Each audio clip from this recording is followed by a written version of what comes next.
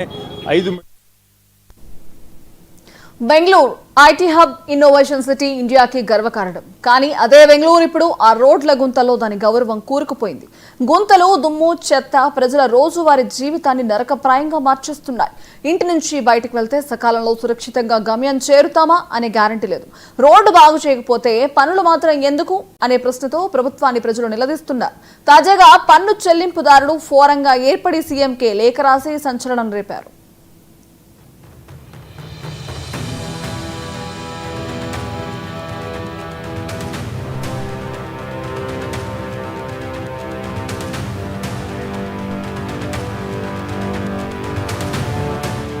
బెంగళూరులో రోడ్ల పరిస్థితి ఇప్పుడు దేశవ్యాప్తంగా చర్చ. Biocon chief Kiran Majumdar Shah social media post viral. ఇంత చెత్తగా ఉన్న రోడ్లపై ఎవరైనా పెట్టుబడి పెడతారా? చైనాలో చూసిన మౌలిక సదుపాయాలే ఇక్కడ ఎందుకు లేవు అన్న విదేశీయుడి ప్రశ్నలకు ఆమె ప్రభుత్వం దృష్టికి తీసుకువెళ్లారు. సంబంధిత మంత్రితో పాటు ముఖ్యమంత్రి సిద్దారామయ్యను ట్యాగ్ చేస్తూ కిరణ్ మజుందార్ షా చేసిన ట్వీట్ కేవలం ఒక విదేశీయుడు ప్రశ్నలు కాదు, మొత్తం బెంగళూరు వాసులదే.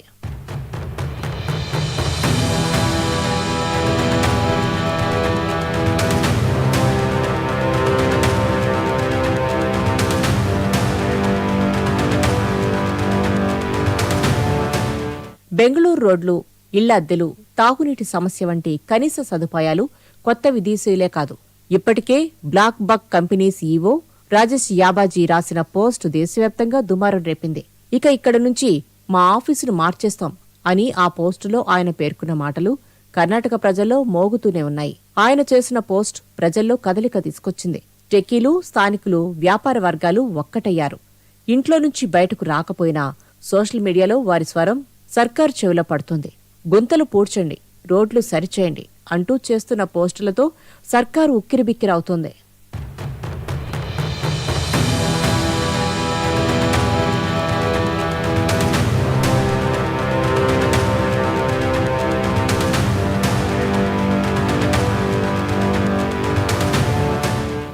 బయోకాన్ చీఫ్ కిరణ్ మజుందార్ చేసిన వ్యాఖ్యలపై మంత్రి ప్రియాంక ఖర్గే స్పందించారు. అభివృద్ధి జరుగుతోంది, మేము చర్యలు తీసుకుంటున్నాం అన్నారు. అయితే మరోవైపు ప్రభుత్వం మిషన్ ఫ్రీ ట్రాఫిక్ 2026ని ప్రకటించింది. 1600 కిలోమీటర్ల రోడ్డుకు రిపేర్ పనులు 90 రోజుల్లో పూర్తి చేస్తామన్న హామీ ఇచ్చారు.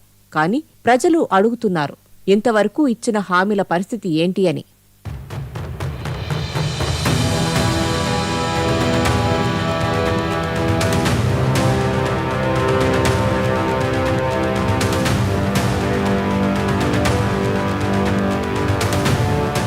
ఇక ప్రజల ఆగ్రహం కొత్త స్థాయికి చేరింది.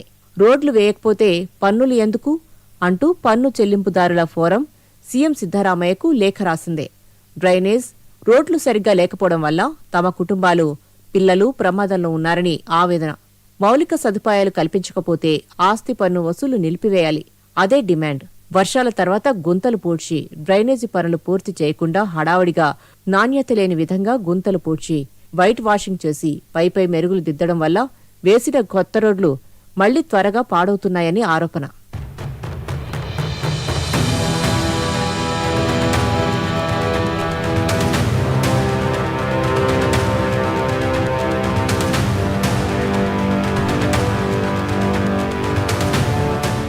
ఈ సమస్యపై కర్ణాటక డిప్యూటీ సీఎం డీకే శివకుమార్ మరోసారి స్పందించారు.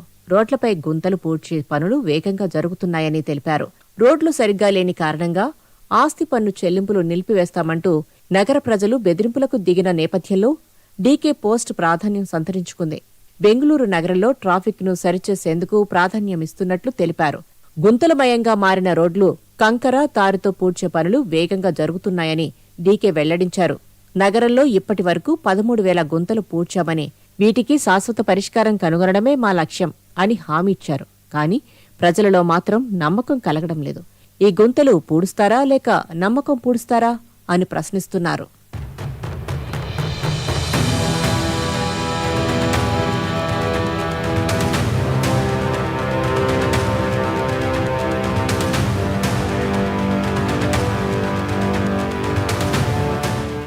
బెంగళూరు ఐటీ హబ్ పేరుతో ప్రపంచం అందరూ చూస్తున్న నగరం. దేశ ఆర్థిక వ్యవస్థను, ఐటీ రంగాన్ని ప్రభావితం చేసే నగరం. కానీ అక్కడి రోడ్లు చెత్త పరిస్థితి గురించి విదేశీయులు వ్యాపారవేత్తలు కూడా మాట్లాడుతున్నా ప్రభుత్వం చిత్తశుద్ధిని ప్రదర్శించకపోవడం పెద్ద ఇబ్బంది. ప్రజలు, వ్యాపార వర్గాలు, పెట్టుబడిదారులు అందరూ నగర శుభ్రత, రహదారి భద్రత మీదే అనుమానాలు వ్యక్తం చేస్తున్నారు. ఇది కేవలం స్థానిక సమస్య కాదు, నగర ప్రతిష్టతో ముడిపడిన సమస్య. ప్రజల్లో పెరుగుతున్న అసహనం, ఆందోళనకు రూపమే పౌరుల లేఖ. బెంగళూరు గుంతల్లో కేవలం వర్షం కాదు, ప్రభుత్వ హామీలు కూరుకుపోయాయి.